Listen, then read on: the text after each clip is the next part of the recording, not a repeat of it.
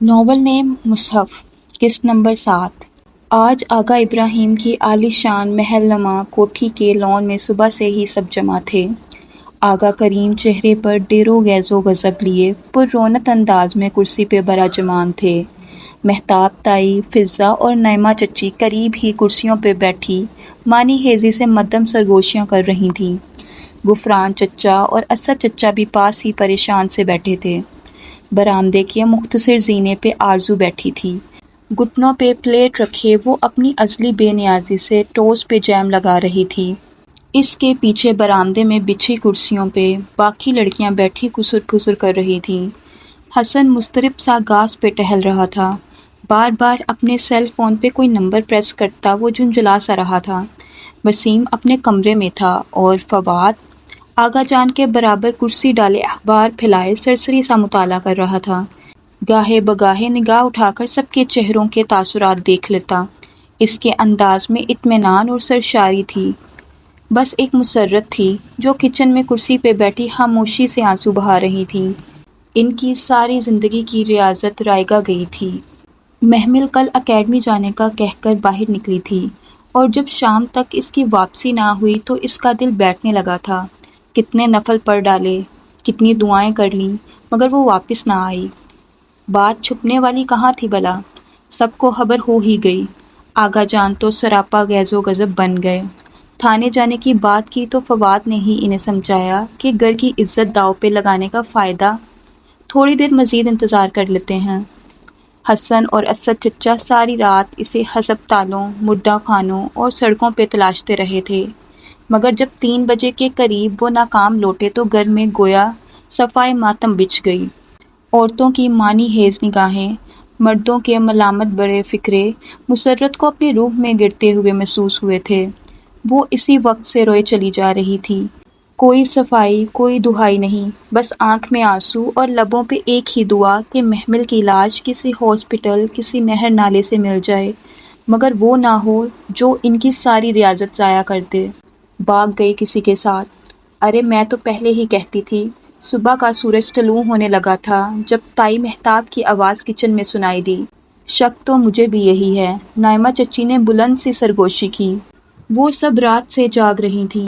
अलबत्ता हसन के अलावा दूसरे लड़के लड़कियां भरपूर नींद लेकर अभी बेदार हुए थे। बस आगा जान एकदम दौड़े। अंदर किचन में रोती मुसर्रत ने दहल कर भीगा चेहरा उठाया।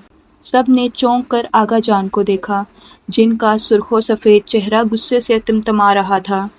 अब अगर वो जिंदा इस दहलीज पे आई तो मैं इसे यहीं दफन कर दूंगा। सुन लिया सबने?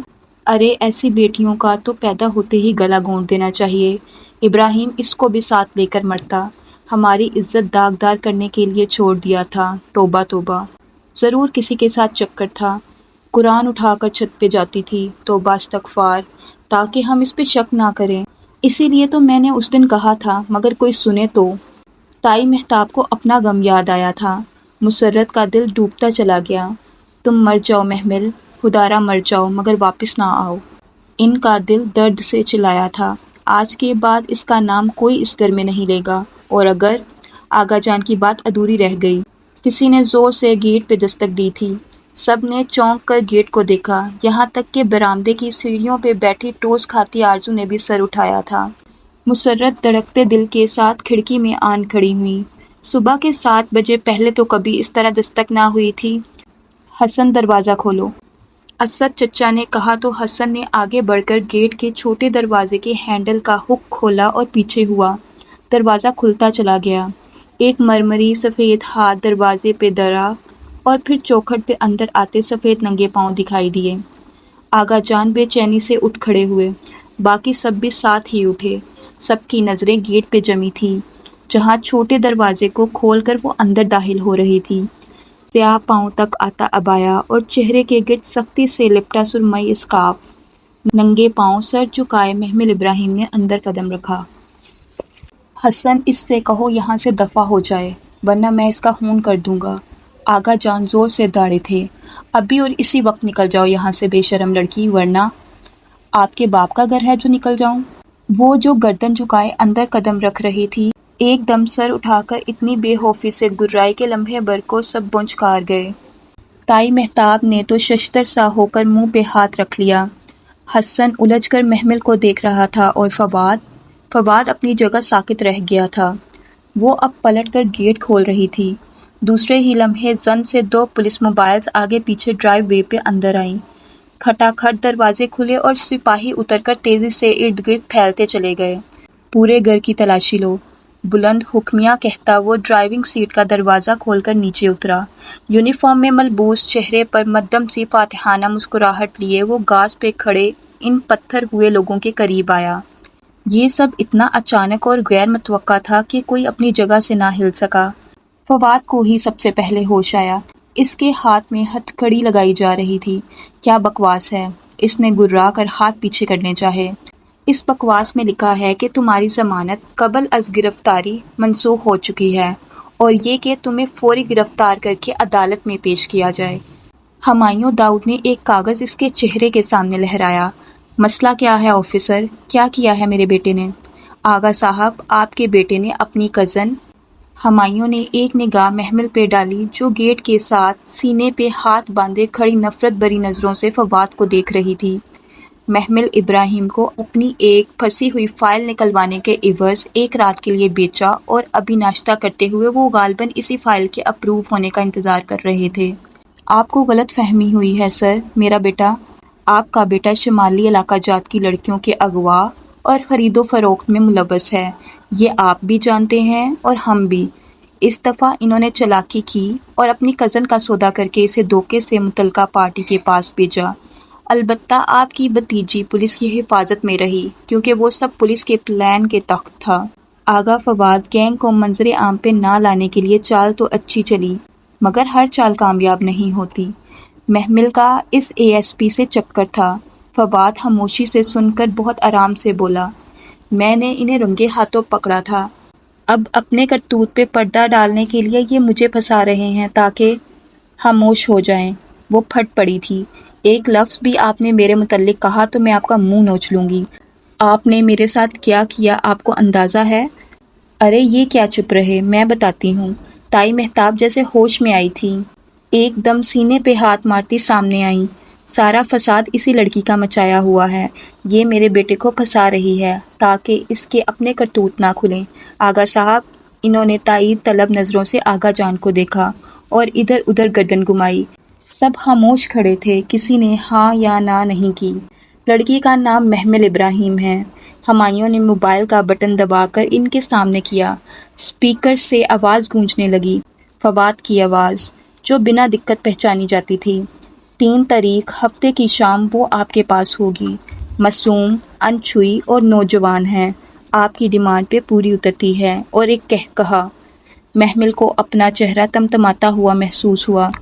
ذرا سے وقفے سے مختلف آوازیں گونجی تھیں۔ فواد بھائی، یہ لوگ مجھے غلط سمجھ رہے ہیں۔ فواد بھائی، یہ لوگ میرے ساتھ کچھ غلط کر دیں گے۔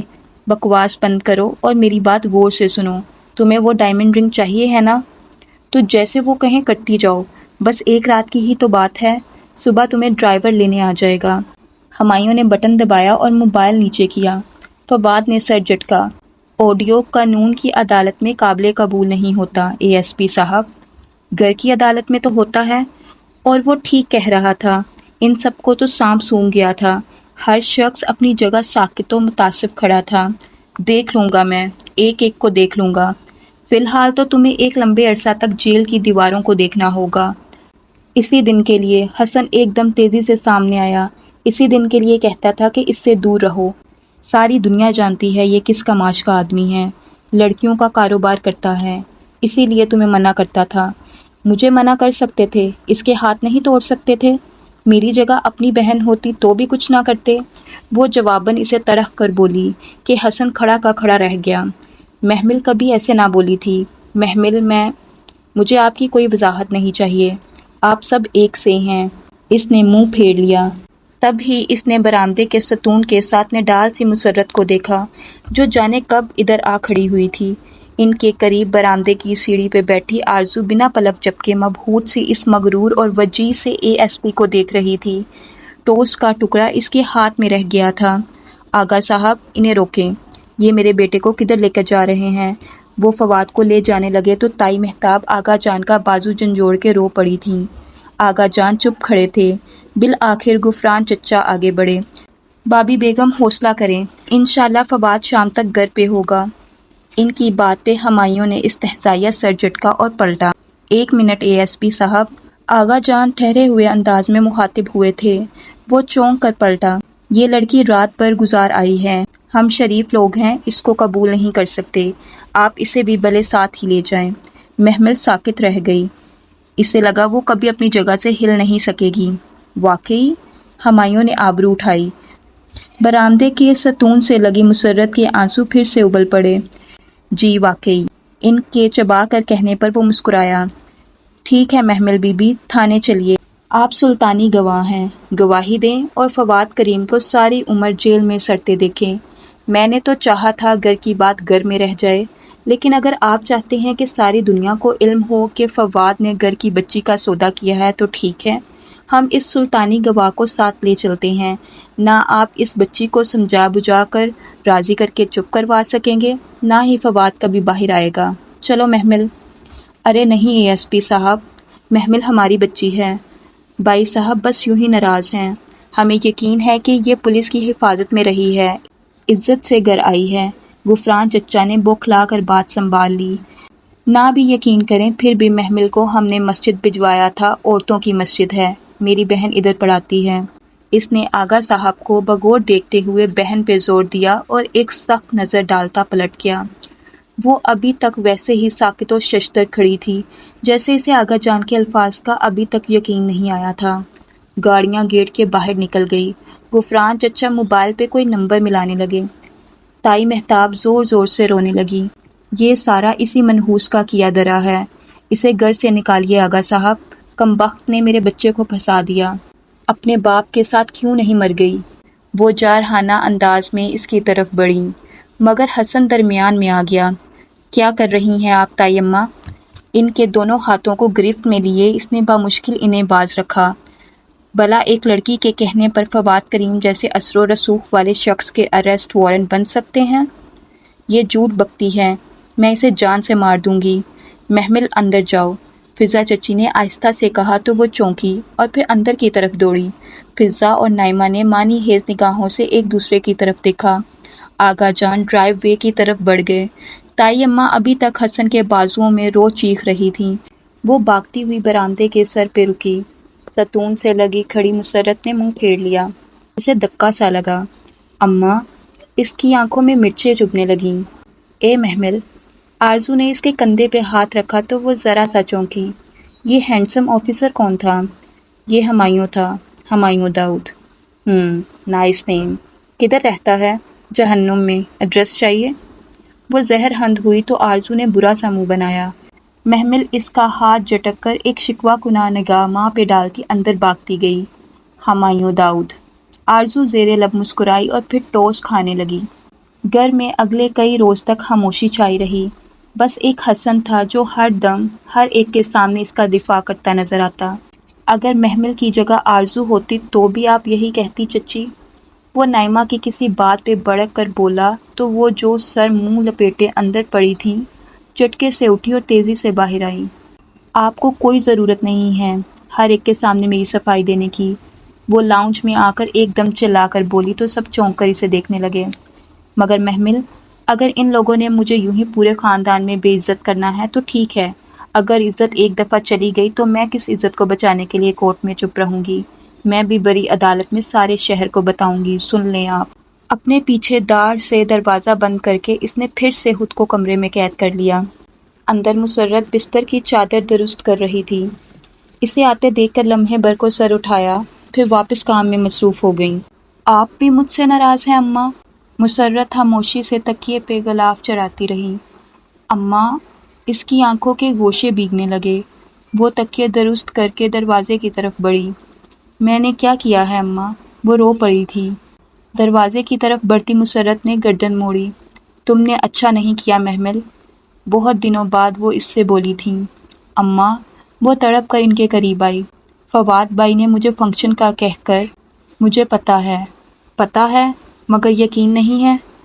ہے، پھر بات کیوں نہیں کرتی مجھ سے؟ میں برسوں ان کی خدمت کرتی رہی کہ شاید کبھی یہ ہمیں کچھ عزت دیں، مگر میری بیٹی انہی کے بیٹے سے پکڑوا کر ان کے خلاف کورٹ کچہری میں گواہی دیتی پھرے۔ پہلے زندگی کم مشکل تھی محمل، جو تم نے مزید مشکل بنا دی ہے۔ وہ تھکی تھکی سی پلٹ گئیں۔ وہ نم آنکھوں سے انہیں جاتے ہوئے دیکھتی رہی۔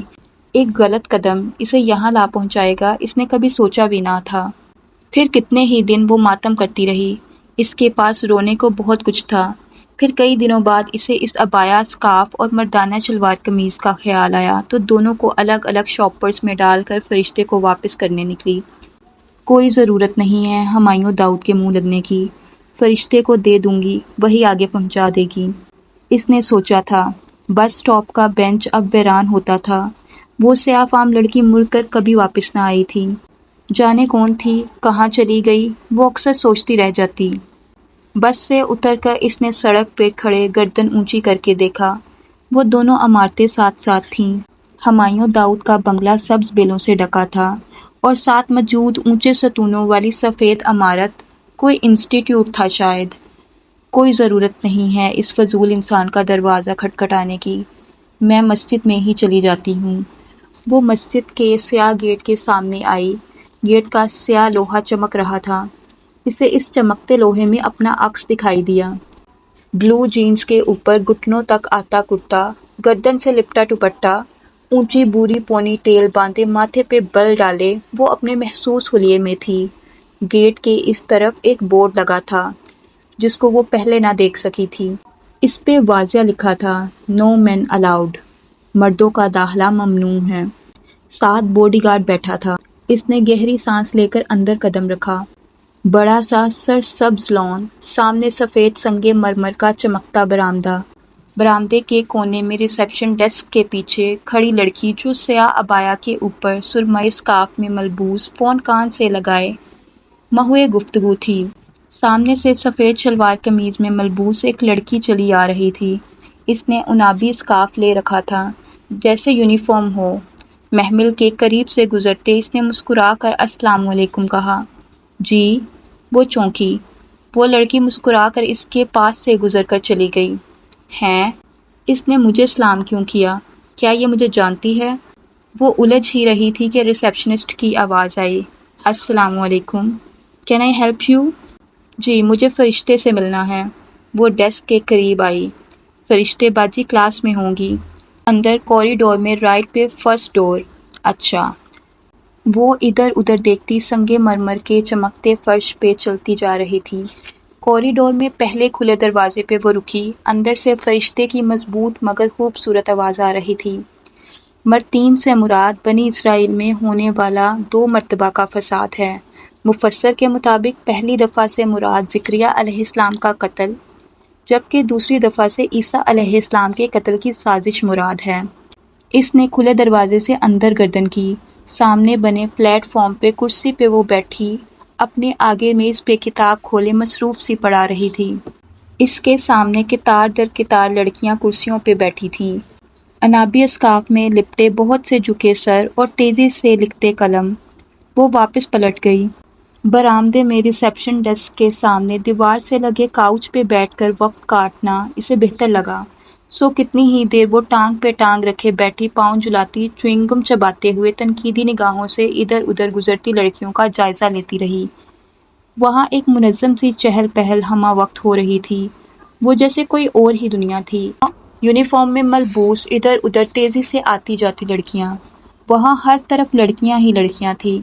اسٹوڈنٹس کی سفید شلوار قمیض اور اوپر کسی رنگ کا اسکارف تھا، جبکہ تمام ٹیچرز اور آفیشلز کے سیاہ عبائے اور سرمئی اسکارف تھے۔ ان کے عبایا اور اسکارف لینے کا انداز بے حد نفیس تھا۔ بہت پر اعتماد، ایکٹیو اور مصروف سی لڑکیاں، جیسے وہ الگ سی دنیا وہ لڑکیاں ہی چلا رہی تھیں۔ کچھ تھا اس مسجد میں جو محمل کو کہیں اور نظر نہیں آیا تھا۔ السلام علیکم، اگر آپ بور ہو رہی ہیں تو اس کا مطالعہ کر لیں۔ شور۔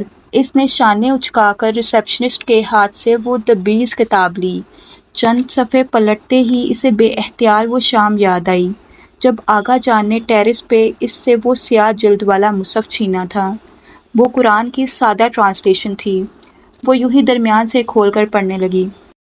اور اس نے ہی غنی کیا اور مالدار بنایا ہے، اور وہی ہے جو ستارے کا رب ہے، اور بلا شبہ اس نے ہی پہلی قوم عاد کو ہلاک کیا اور قوم سمود کو بھی، پھر کچھ باقی نہ چھوڑا، اور ان سے پہلے قوم لوط کو بھی۔ بلا شبہ یہ سب انتہائی ظالم و سرکش لوگ تھے، اور اسی نے پلٹا الٹی ہوئی بستیوں کو، پھر ان پر چھا گیا جو چھانا تھا۔ تو تم اپنے رب کی کون کون سی نعمتوں پہ جگڑو گے؟ یہ تو تنبیہ تھی، پہلی تنبیہات میں سے، آنے والی قریب آ گئی۔ اللہ کے علاوہ کوئی ظاہر کرنے والا نہیں، تو کیا تم اس قرآن سے تعجب کرتے ہو اور ہنستے ہو، روتے نہیں، اور تم کھیل تماشا کر رہے ہو؟ محمل، ارے! وہ جو بالکل کھو کر پڑھتی چلی جا رہی تھی بری طرح چونکی، سامنے فرشتے کھڑی تھی۔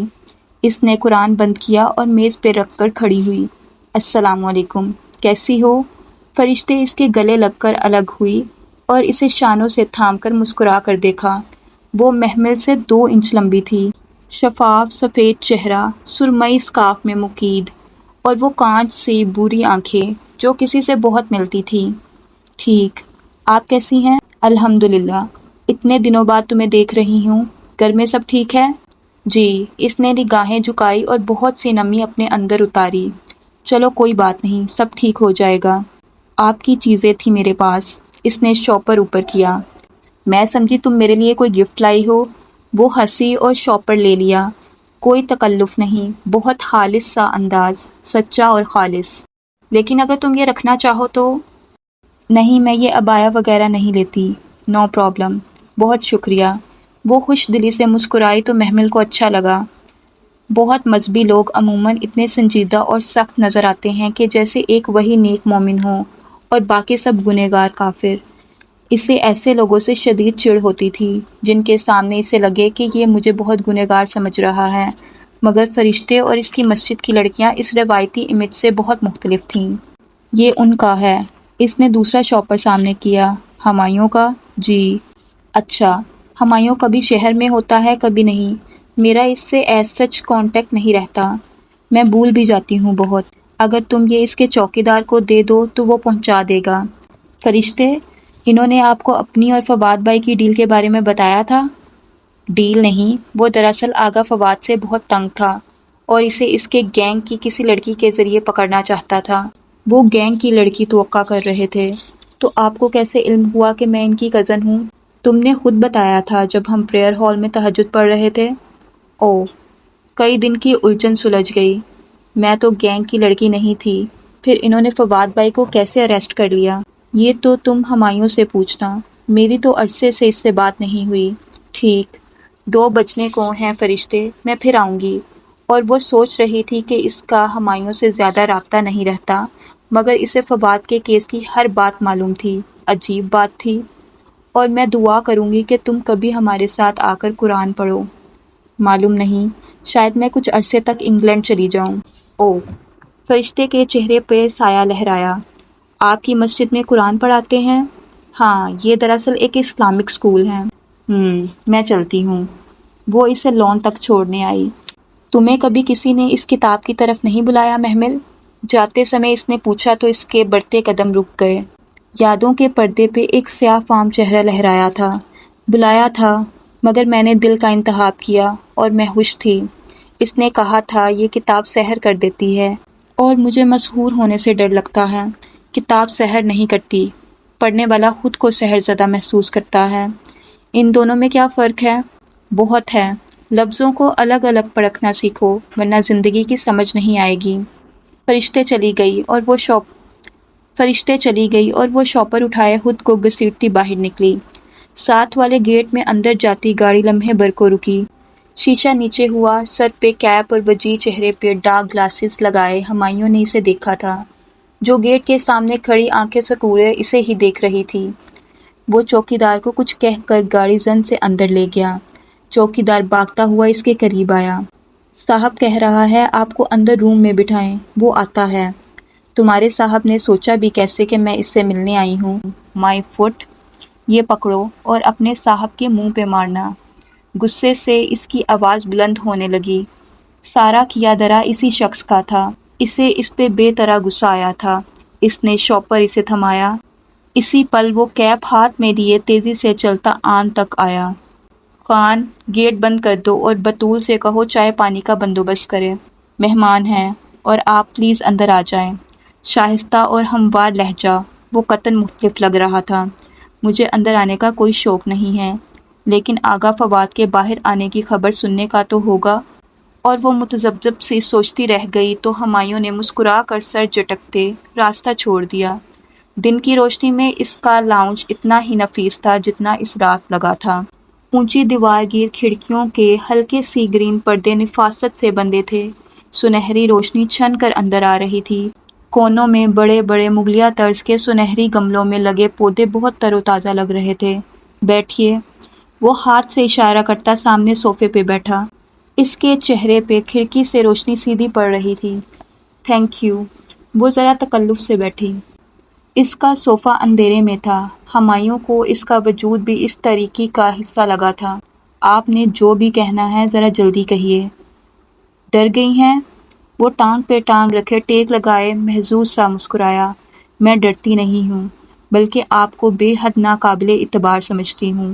شوق سے سمجھے، مگر میں نے آپ کو اغوا نہیں کیا۔ آپ کورٹ میں میرے خلاف بیان نہیں دے سکتی۔ آپ کو کس نے کہا کہ میں آپ کے خلاف بیان دے رہی ہوں؟ آپ کے تایا نے۔ محمل نے خاموشی سے اس کا چہرہ دیکھا۔ بات کچھ سمجھ میں آنے لگی تھی۔